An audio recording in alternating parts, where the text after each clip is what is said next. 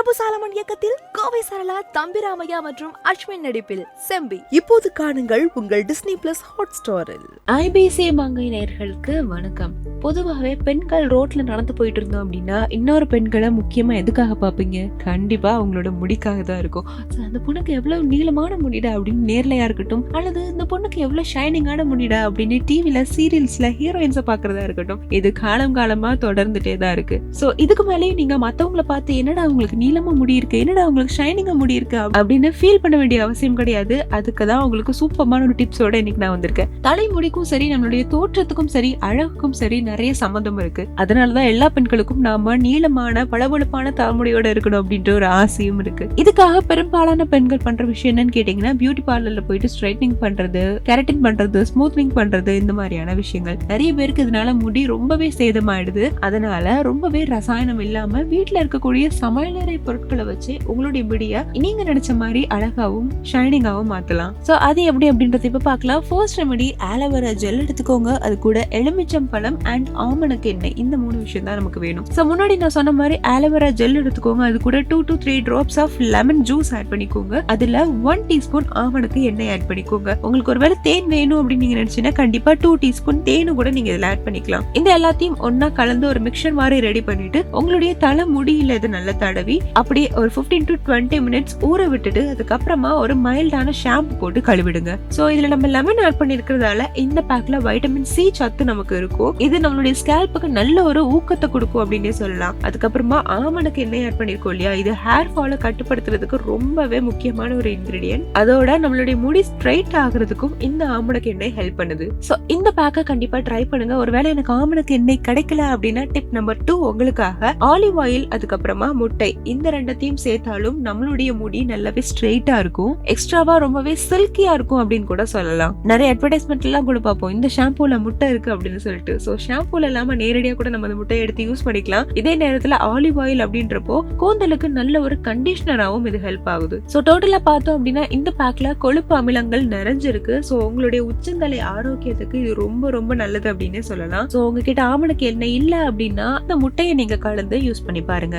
கடைசி நம்ம பார்க்க போறது ஆப்பிள் சிடர் வினிகர். முடியோட pH அளவை இந்த ஆப்பிள் சிடர் வினிகர் மீட் எடுக்குது அப்படின்னே சொல்லலாம். இது முடி வளர்ச்சியை நல்லாவே தூண்டும். அது மட்டும் இல்லாம முடிக்கு ஒரு புத்துயிர் கிடைச்ச மாதிரியான ஃபீல் கண்டிப்பா இருக்கும். சோ உங்களுடைய முடி மென்மையா, பளபளப்பா, மிருதுவா மாறணும் அப்படின்னு நீங்க நினைச்சீங்க, உங்க ஹேர் ரொம்ப ஃப்ரிஸியா இருக்கு அப்படின்னா கண்டிப்பா இந்த ஆப்பிள் சிடர் வினிகரை நீங்க யூஸ் பண்ணலாம். உங்களுடைய முடி நல்ல ஸ்ட்ரெயிட்டா இருக்கும், நல்ல பளபளப்பா இருக்கும், ஷைனிங்கா இருக்கும். இதெல்லாம் கிடைக்கணும் அப்படின்னா எப்படி இந்த ஆப்பிள் சிடர் வினிகரை யூஸ் பண்றது அப்படின்னு நீங்க கேட்கலாம். எந்த ஒரு ஹேர் பேக் நீங்க யூஸ் பண்ணாலும் சரி, அல்லது புதுசா ஏதாவது ரெமெடி ட்ரை பண்றீங்க அப்படின்னாலும் சரி, ஏதாவது கிளென்சர் மாதிரி யூஸ் பண்றீங்கனாலும் சரி, எல்லாத்துலயுமே இந்த ஆப்பிள் சிடர் வினிகரை கொஞ்சமா நீங்க ஆட் பண்ணிட்டு நீங்க ட்ரை பண்ணீங்க அப்படின்னா நிச்சயமா வழக்கமா நீங்க பாக்குறத விட ஒரு எக்ஸ்ட்ராடினரியான ஒரு ரிசல்ட் உங்களுக்கு கண்டிப்பா கிடைக்கும். சோ ஃபர்ஸ்ட் ரெமெடி அப்படின்னு சொன்னதும் எக்கச்சக்கமா ஏதாவது எக்ஸ்பெக்ட் பண்ணிருப்பீங்க. சோ அந்த அளவுக்கு நம்ம பண்ணக்கூடிய அவசியமே கிடையாது. சின்ன சின்னதா இந்த விஷயங்களை நம்ம மாத்திக்கிட்டா போதும், கண்டிப்பா உங்களுடைய ஹேரை ஃப்ரிஸ் ஃப்ரீயா, ஸ்ட்ரைட் அண்ட் நீட், ஷைனியா வச்சுக்கலாம். சோ ட்ரை பண்ணி பாருங்க. பார்த்துட்டு எப்படி ரிசல்ட் இருக்கு அப்படின்றத மறக்காம கமெண்ட்ஸ்ல தெரியப்படுத்துங்க.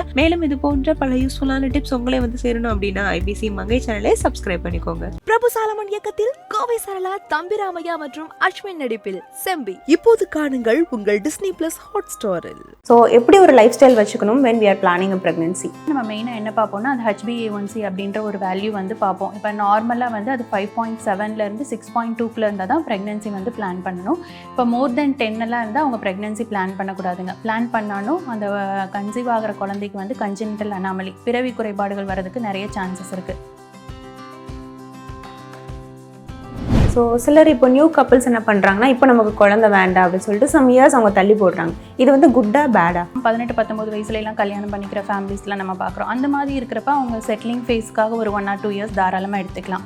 எதனாலன்னு பார்த்தீங்கன்னா, ஐடியல் ஏஜ் குரூப் எப்போ கன்சீவ் ஆகிறதுக்குன்னு பார்த்தீங்கன்னா 20 to 30 years அப்படின்னு சொல்லுவோம். 27-28 மேரேஜ் பண்ணுவாங்க.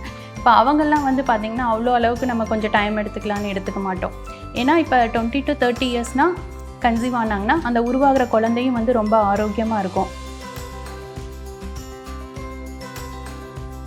ஒரு பீரியட்ஸ் வந்ததுலேருந்து 8th day ரிலேஷன்ஷிப் ஸ்டார்ட் பண்ணுறாங்க அப்படின்னா alternate days throughout the month, periods வரதுக்கு 25 days 26 days அந்த வரைக்கும் நம்ம ட்ரை பண்ண ஐடியலாக இருக்கும். பழமாக இருக்க பப்பாயா தாராளமாக எடுத்துக்கலாம்.